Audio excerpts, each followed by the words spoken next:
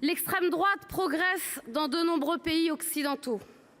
Au pouvoir en Italie, puissante en Suède, aux Pays-Bas, en Autriche, en forte progression en Allemagne, elle se réjouit de la prise de fonction de Donald Trump aux États-Unis.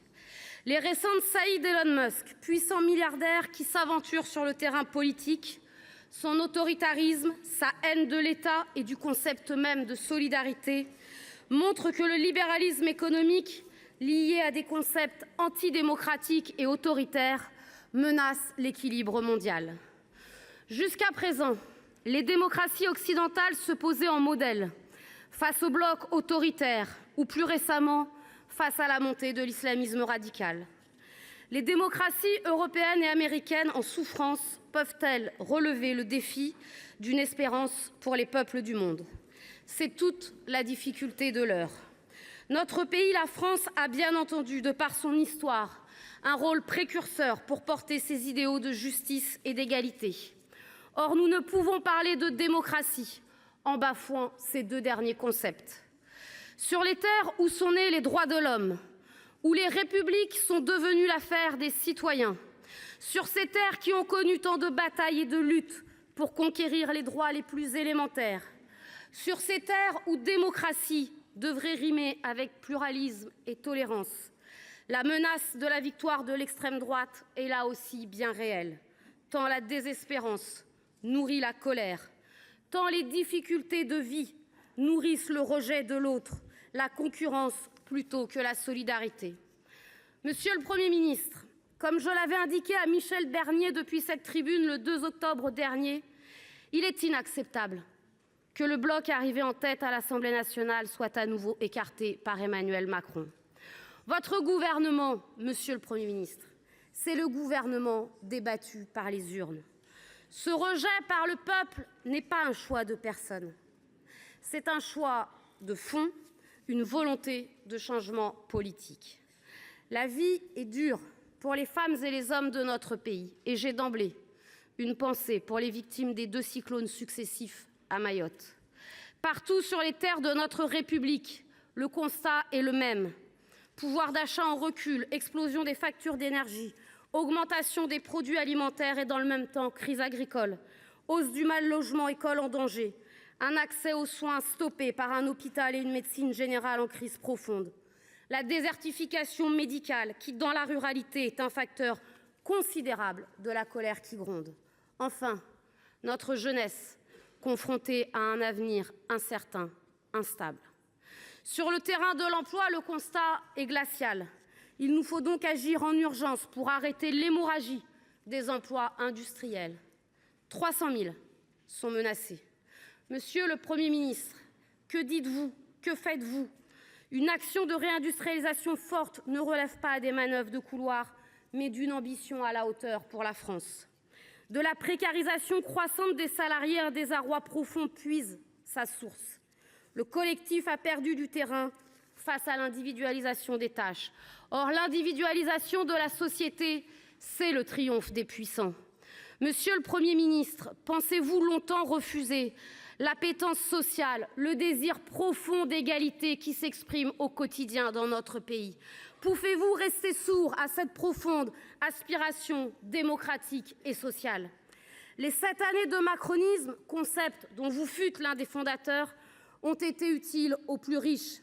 Les profits du CAC 40 ont explosé jusqu'à 100 milliards en 2024. Le ruissellement a bien eu lieu par torrent, mais vers le haut. Vous devez donc agir pour une nouvelle répartition des richesses. Et je sais que c'est beaucoup vous demander, contraire même à l'idéologie de votre socle commun. Mais il est pour nous un objectif prioritaire pour s'attaquer au déficit public tout en répondant aux nécessités sociales. Jusqu'à présent, votre seule réponse, c'est la réduction de la dépense publique.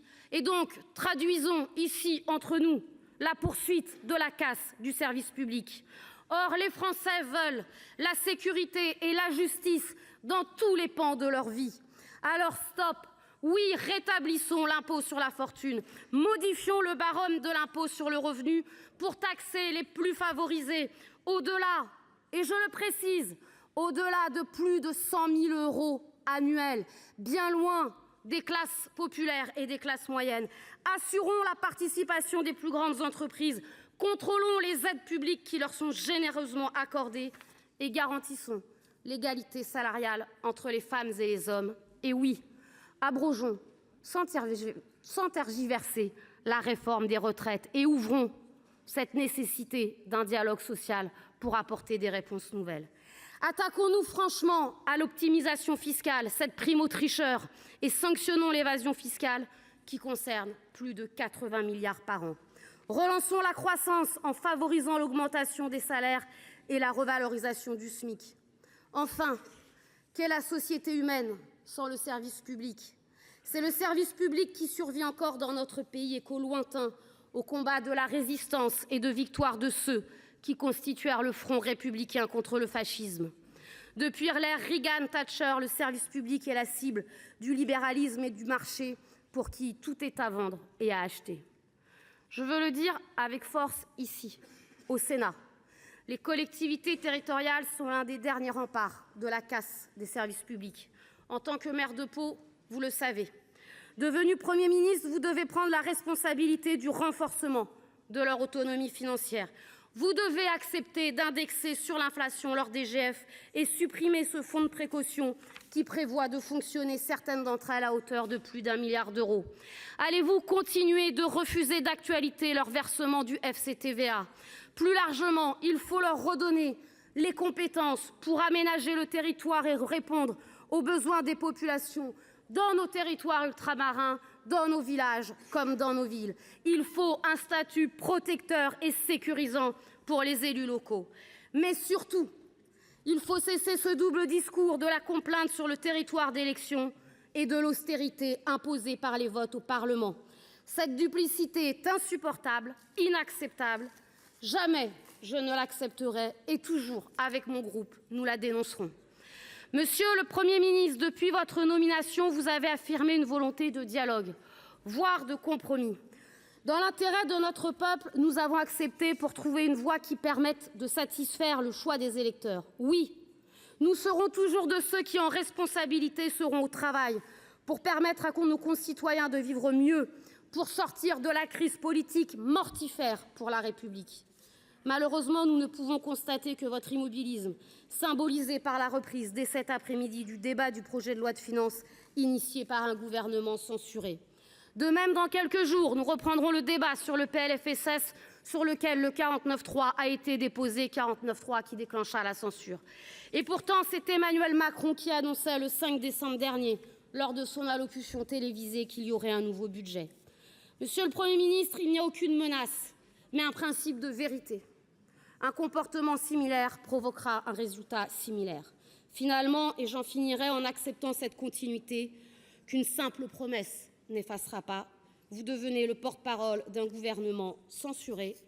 Pour répondre à la situation délétère qui s'installe dans notre pays, je demande au Président de la République d'accepter enfin le résultat des élections législatives en permettant la mise en œuvre d'une politique de rupture avec celle qu'il a lui-même conduite depuis 2017 et qui mène aujourd'hui la France vers le chaos institutionnel, mais également économique et social.